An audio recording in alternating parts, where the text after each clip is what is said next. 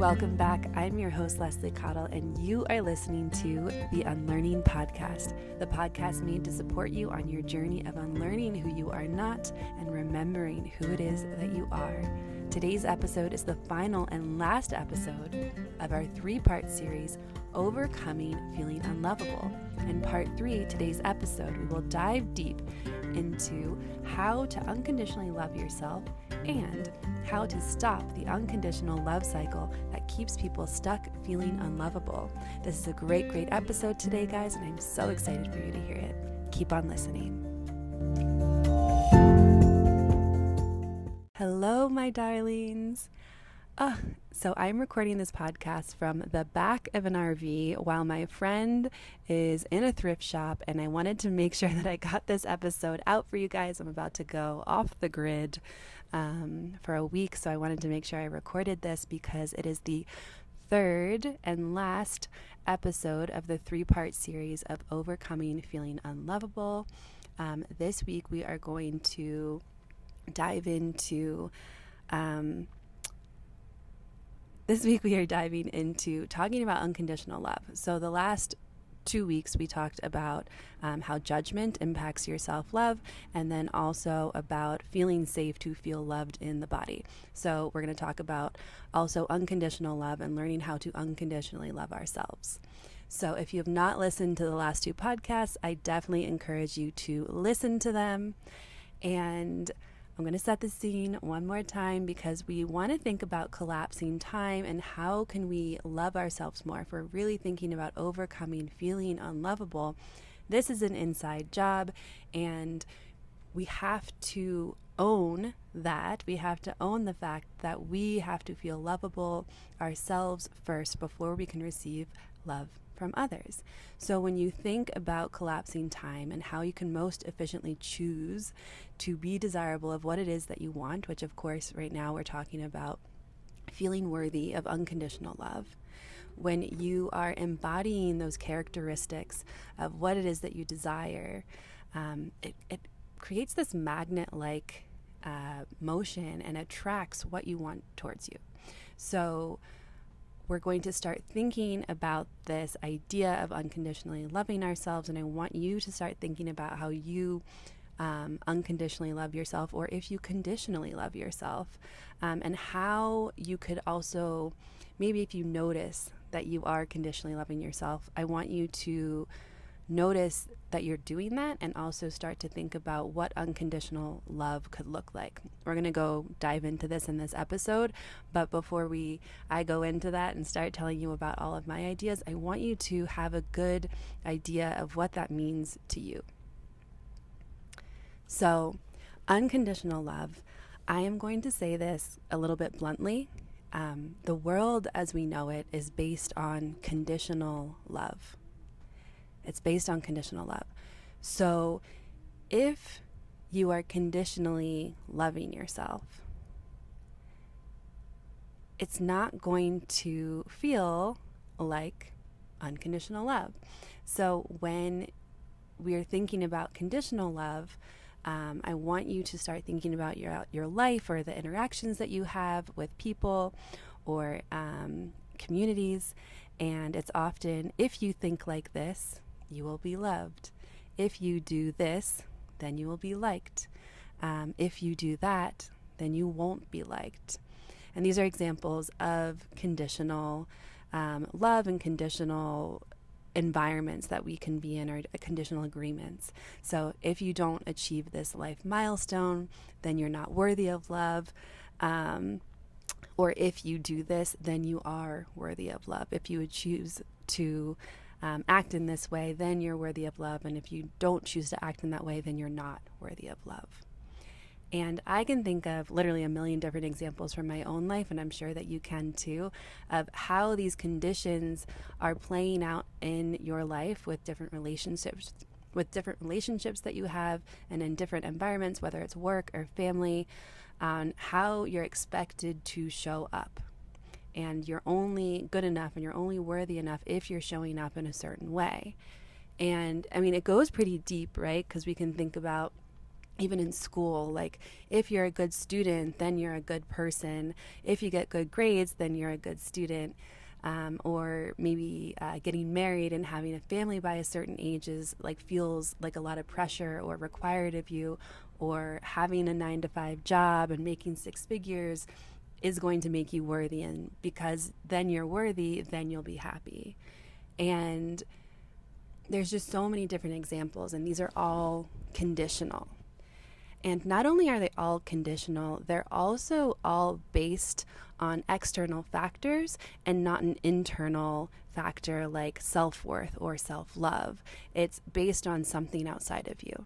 And so anytime we think about something that's outside of us that's going to give us something, that has a condition as well, and it's not going to serve you in the way that giving yourself that thing first would be able to. So I want you to first, start thinking about conditional love. If it's in your life, how it's in your life, because so many of us, if not the majority of us, have really been programmed to think that conditional love is unconditional love. And it's not true. Conditional love is not love. It's not unconditional love. And if there's a transactional nature to it, then it's conditional. And if there's not a transaction to it, oftentimes it can be unconditional. You don't need to show up a certain way to be loved or to be praised. You don't need to earn love, and you don't need to earn worthiness. But so many of us think that we need to earn love, that we need to earn our place, we need to earn our keep, we need to earn our worthiness. And I think that also one of the things that I want to bring up is that this programming goes so deep, so deep, that I would imagine that there are people who are listening to this podcast right now thinking that me, Leslie, am like wrong, that giving free love and giving love freely would actually take something from you, or it would be wrong, and that people don't deserve that. And if you are that person, I would invite you to look at your programming, look at your relationship with yourself, because that's really what we need to be looking at first, because how we treat ourselves is how we treat the world. And I want you to ask yourself, how telling yourself that you have to be a certain person in order to be loved or worthy has served you, because I'm sure that there are ways that it served you. And then I want you to ask yourself how telling yourself that you have to be a certain person in order to be loved or worthy has harmed you. And I really want you to ask yourself that and look at that question and look at your response to that and honestly answer the question, what benefit does it give you to only love yourself part of the time? If any at all. And I know, at least in my own life, that I used to treat myself that way, that I used to say I was only worthy if I showed up in certain ways, and I was only worthy part of the time of love, because that's really what I felt. And I can't think of one time that I benefited from telling myself that I wasn't worthy of love for being different, for stepping outside of whatever I thought I was supposed to be doing. It never ever served me to not love myself. In fact, it caused a lot of suffering and harm and hurt. And I want to be real with you for a minute too, because honestly, most of my life I thought that conditional love was actually real love. It took me a very long time, even after my spiritual awakening, to be able to understand that because I thought conditional love was love, that was how I was loving myself. I was loving myself conditionally, meaning I needed to show up in certain ways to be worthy of love. I needed to be perfect to be loved. I needed other people to show up in certain ways for me to love them. And I was so miserable because I did not know how to love myself, because I was loving myself with conditions. And if you are loving yourself conditionally, you're always going to lose the game of feeling lovable. You're never going to feel lovable if you do not love yourself fully, if you only love yourself conditionally. And I know that if that was my experience, that I thought that conditional love was love, I know that if I thought that there are millions, if not billions of other people in this world who actually think that conditional love is real love and to express conditional love as unconditional love. And again, conditional love is not unconditional love. And if you grew up with conditions to your worth, I would also imagine that your caretakers and the authority figures around you also likely grew up thinking that conditional love was love. And this becomes a cycle, a generational cycle that repeats itself generation after generation until someone realizes that conditional love is not real love and then commits to learning what unconditional love is. And so if you are listening to this podcast about overcoming feeling unlovable, hello, hi, I want to welcome you to this initiation because you are the person who is going to break this generational pattern for your family, for your community. You as a soul came here to learn about unconditional love, and you and only you are the magic ingredient that you have been looking for and that is required for you to feel lovable. And unconditional love, just like everything else, it is an inside job. You cannot feel lovable through other people. You can only feel lovable from within. And if you make the same mistake that I did, only conditionally loving yourself, if you're only lovable if you do A but not B, then you too will always lose the game of feeling lovable. And if that's resonating with you, I also want to remind you to resist judging yourself right now, because I know that game, and that's how the cycle starts. It always starts with judgment, which is why this series started with part 1, judgment. And the opportunity here is for you to start loving yourself wholly, without conditions, without expectations. And so unconditional love, what is that? What is unconditional love? How do I unconditionally love myself? And I'm not going to lie, for me in the beginning of learning how to truly love myself fully, it was hard to imagine what unconditional love was because I had only known to love myself conditionally. And so I want to paint a picture of what unconditional love is. Unconditional love is everything that you do is loved. Everything you do is celebrated. Everything you do is looked at in a positive light. No matter which of the infinity ways that you could have done something,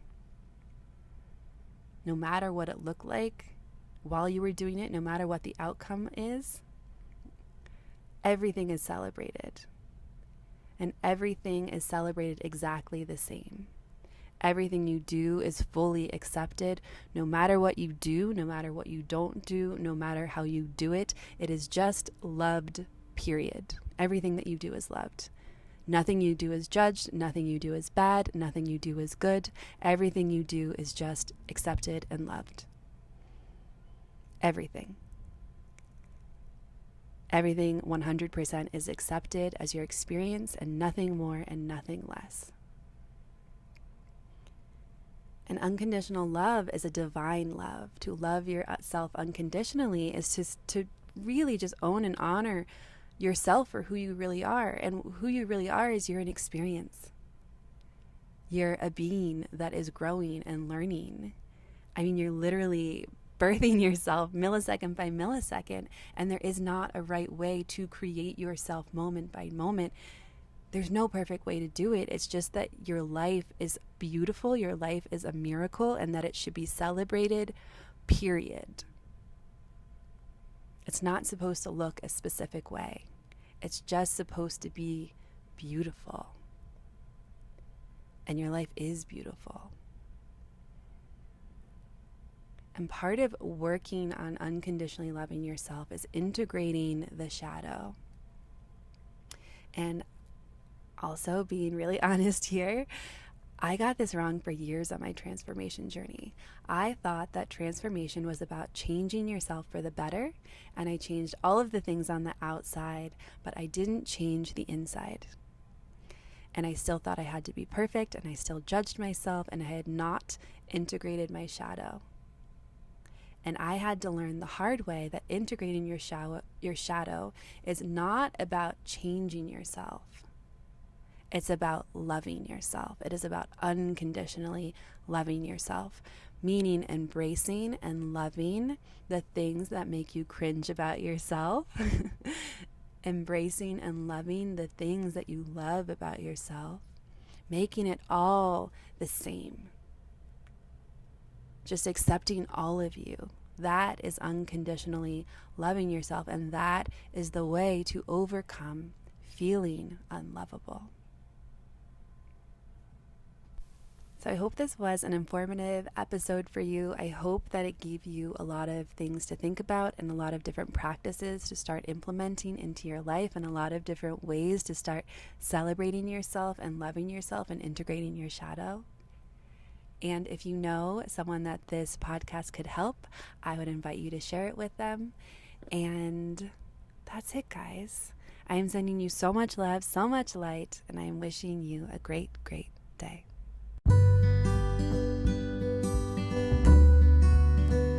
Tune in Tuesdays for more yummy and soulful episodes. If you love what you're hearing and want to support the podcast, please follow and rate the podcast on Spotify and Apple to help new listeners find us. To find out more about my coaching and healing practice, head over to my website, www.lesliecottle.com. Thanks for listening, and I'll see you in the next episode.